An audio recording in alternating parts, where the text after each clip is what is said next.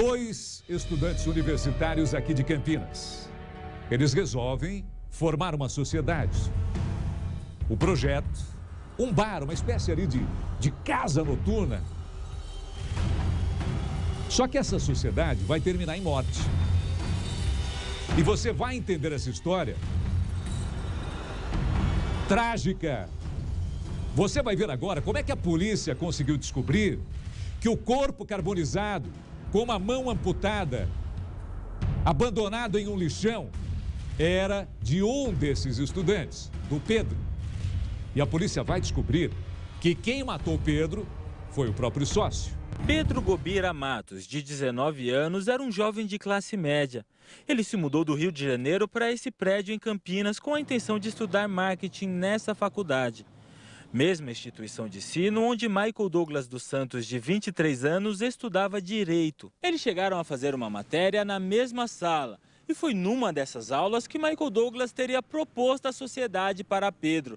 A ideia era que eles abrissem uma boate no Jardim Itatinga, bairro conhecido por ter muitas casas noturnas e prostituição aqui em Campinas. A dupla alugou essa casa pelo valor de R$ 1.000 semanais para abrir um bar que também lucraria com a prostituição de mulheres. Pedro pagou pelos 7 primeiros dias, mas o estabelecimento não deu o lucro esperado. E na mesma semana, Michael Douglas resolveu fechar o bar. Mesmo assim, a proprietária da casa começou a cobrar o aluguel.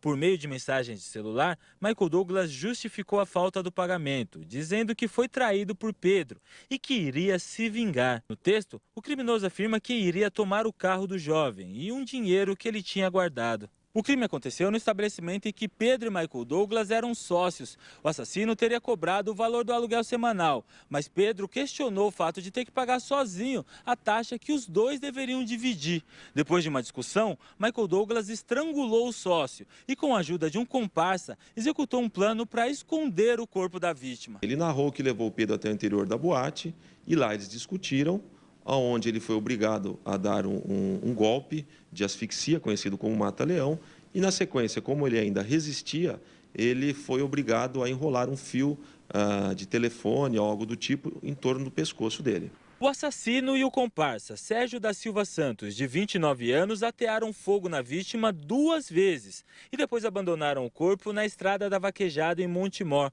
próximo ao bairro onde Michael Douglas morava, em Hortolândia. O jovem foi encontrado morto por esse homem que fazia caminhada no local. Porventura, eu parei porque eu vi essa imundiça de lixo ali, vi o mato amassado.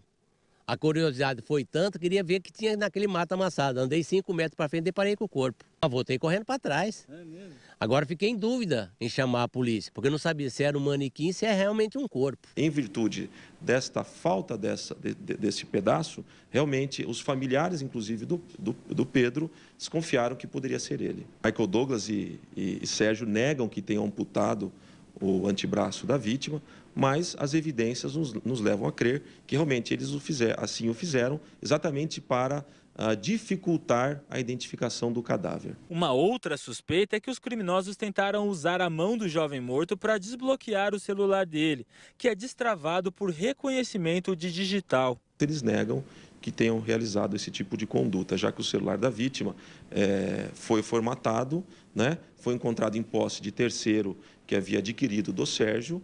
Então, para a Polícia Civil, realmente ficou constatado que o cadáver foi destruído, foi ocultado. Isso é um crime em apartado ao homicídio, ou seja, ele praticou 2 tipos de crime, tanto o Sérgio quanto o Michael Douglas. Ao invés de ficar com o carro da vítima, como havia prometido por mensagem de celular, Michael Douglas resolveu se livrar do veículo. Por isso, poucos dias depois, o carro foi encontrado queimado nesse terreno vazio no bairro Vila Real, em Hortolândia. Ele ficou circulando pela cidade após o crime, na posse do Sérgio e na posse do Michael Douglas. O relógio do Pedro foi encontrado na casa do Michael Douglas, mas o celular da vítima já tinha sido vendido por Sérgio. Michael foi preso temporariamente pela Polícia Civil quando estava se preparando para sair do Brasil. Sérgio ainda está em liberdade, mas deve responder pelo mesmo crime que o comparsa. O Sérgio está respondendo em liberdade, pois, a princípio, ele colaborou com a Polícia Judiciária, narrando a conduta e a conduta de seu comparsa, do autor. No entanto, a confissão dele não foi real, não foi verdadeira.